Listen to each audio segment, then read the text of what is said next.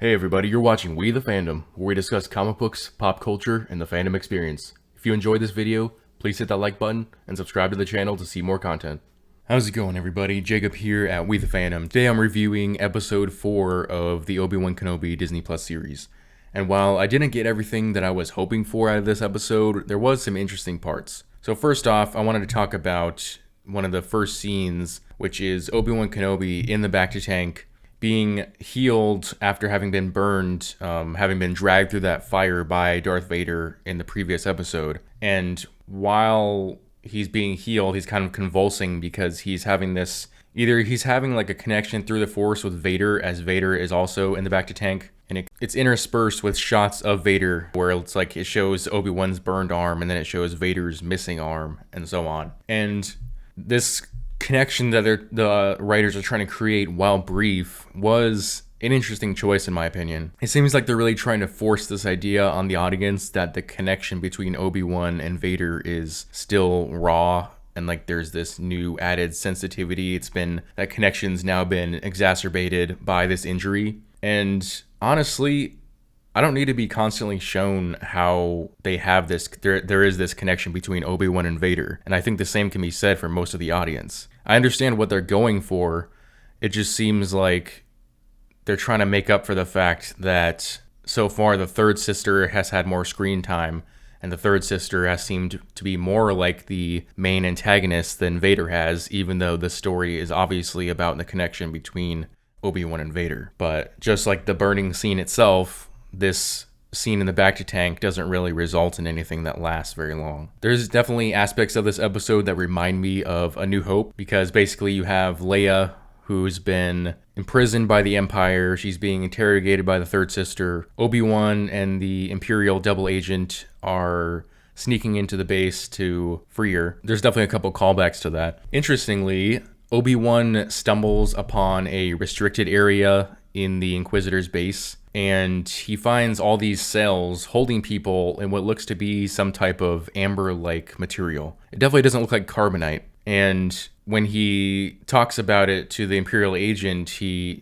says it looks like a tomb. And I'll be honest, I'm not entirely sure if these people are all Jedi or maybe just Force sensitives that the Inquisitors have captured. Possibly even some of them are just political prisoners. Why they're being kept there, I would guess if they are Force sensitives or former Jedi, then I believe that this may be the Emperor kind of setting up the experiments that we see more of in The Mandalorian, where they were obviously using Grogu's DNA with his high midichlorian count to create some type of Force, some type of like clones or some type of organic being with abilities to use the Force. Obviously, this is all leading to, the sequel trilogy, to where Snoke is basically created to be kind of a temporary Emperor stand-in until Palpatine kind of resurrected himself for the final sequel movie. Unfortunately, Obi-Wan leaves the room to rescue Leia before we find out what is going to happen with any of these people. He does manage to get her free, and he ends up having to fight off a bunch of stormtroopers, and surprisingly, he's able to hold them off, blocking a number of blaster bolts from both sides and holding a breaking glass wall with water on the other side using the Force, despite how pathetic he was in his defense against Vader and his ability to use the Force in the last couple of episodes. But the three do manage to escape the base,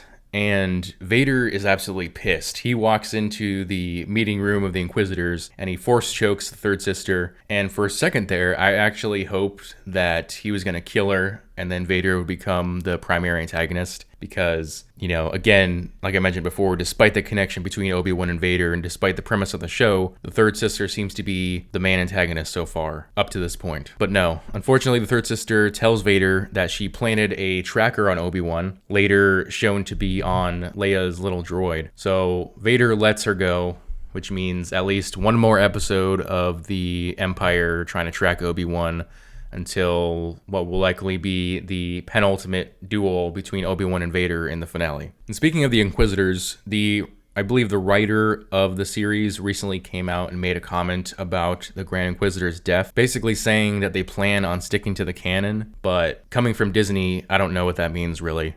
And there was no evidence in this episode or the previous episode that the Grand Inquisitor was in fact alive. So They have 2 more episodes to kind of explain that. Otherwise, I'm going to assume that they're saying Star Wars Rebels is no longer canon. I also want to mention a cameo real quick. O'Shea Jackson Jr., the son of Ice Cube, appeared in this episode, playing a member of the Path named Roken. And I had heard he was going to be appearing in the series, and I actually thought he was going to be playing Quinlan Vos, who they implied may appear in the series in the last episode, but he didn't. I'm still hoping that he appears in at least one of the last 2 episodes, but I'm not sure who they have set up to play him if that was the case. So yeah, not a whole lot to go off of in this episode. If anything, there's more questions and answers with the whole, possible Force sensitives and Jedi being held in that amber-like material. Let me know what you guys thought about this episode in the comment section below. If you enjoyed this video, I'd appreciate it if you hit that like button and subscribe to the channel. Also, hit that notification bell so you never miss out on a new video. I'll see y'all next time. Bye.